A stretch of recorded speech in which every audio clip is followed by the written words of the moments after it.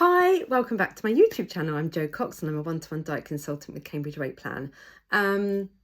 Today I sent out a message to my clients because we were talking about results that we get from plan and what being good really looks like. And I say being good because sometimes when we go over in our head what we've had in that day, it might, on first appearance, feel that we're doing really well. But I know something that catches a lot of people out, and that is hidden calories. And my eyes slightly diverted over here because I've made a list of all of the things which could potentially catch us out when we're on a weight loss plan. And it's just something to be aware of. And I'm not for any second saying don't have this. All I'm just saying is be aware, track it. And I know I get a lot of eye rolling and it's boring and like, oh, I haven't got the time to track it down. If you want to see the results and if you want to, then you're going to have to change your habits. And we need to track that because what we've been doing previously has led us to the point where we want to embark on a weight loss journey. So it's kind of taking responsibility and action to saying, right, okay, well, obviously I've got to the point where I had totally been eating unaware and I'd let those habits just kind of escalate, and now I want to get back into feeling more confident, more energetic, doing all the things that you've been holding yourself back from doing. And it is the things that you do and those tiny small changes will make a difference, and it's just having that awareness. So you might be doing everything right, and I'm not suggesting that you're not, like me, eating your meals, like I said, sticking to plan, drinking water, and then when you get on the scales, it's like, why isn't anything changing? And this is a conversation I had yesterday with a client because she said that she's been good, and I've said, well, what does that look like? So what that kind of looked like in the end was the fact that it was not the plan that was the issue, it was all the little sneaky extras, and it's the little in-between bits. It's the thinking it doesn't, because it's a splodge of this, a splash of that, a smidgen of this, it doesn't add up, but it really, really does. So a few of the things that you might not be aware of that you're doing, and this is just to bring that back into your awareness so that you know consciously moving forward you can make better decisions. So tea and coffee, obviously it's something that most of us have every single day when we wake up. Now you could be just having one coffee a day or tea or a hot drink a day. You might be having 3 to 5 cups, and there's such a difference in calories between skimmed milk, semi-skimmed, oat milk, almond milk. I mean, oat milk is lovely and creamy, but it's about 60 to 70 calories per 100 ml. And if you're having multiple coffees a day, it really does not add up. And when you start putting it in your tracker, you'll think, oh my gosh, this really is a bit of a shock.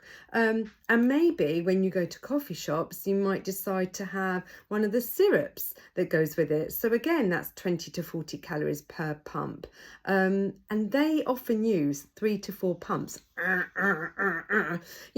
again, maybe you have a bit of a whipped cream or something. So it's just something to be super aware of when you are making your own coffees at home. Maybe it might be, I'll have an oat milk coffee in the morning, but the rest of my hot drinks are going to be skimmed milk, or maybe no milk. So it's not saying that you have to completely deprive yourself of everything.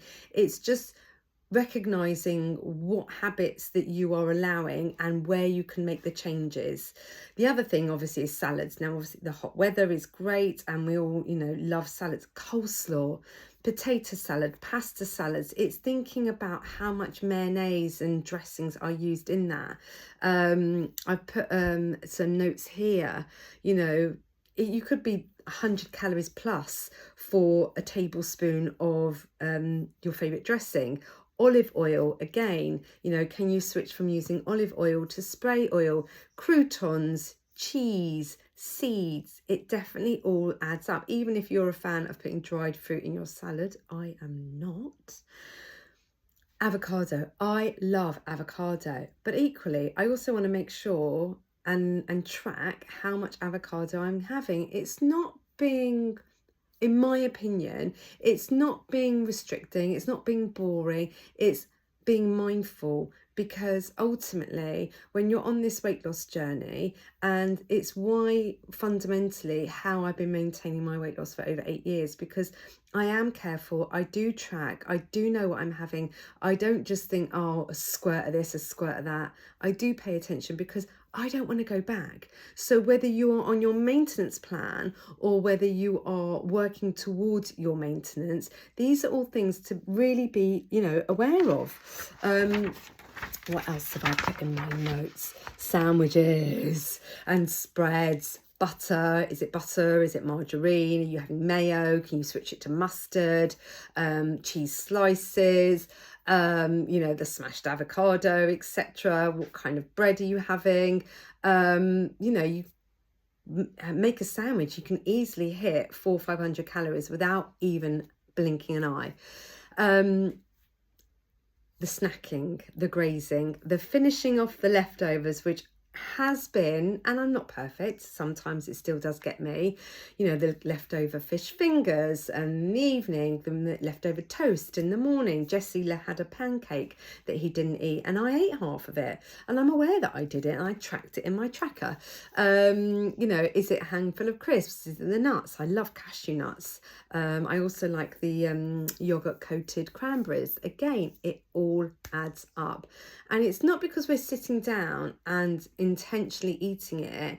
When we're on the go and it's just a little bit of this, a little bit of that, it just somehow bypass, and we just think it doesn't matter, but it really does all add up. The other thing is drinks, smoothies, again, juices, wine, cocktails, beer, cider. They all have sugar in, and it's really quite shocking, especially cider and wine, the amount of calories. And obviously with the cocktails, with the fruit juices, it really does add up.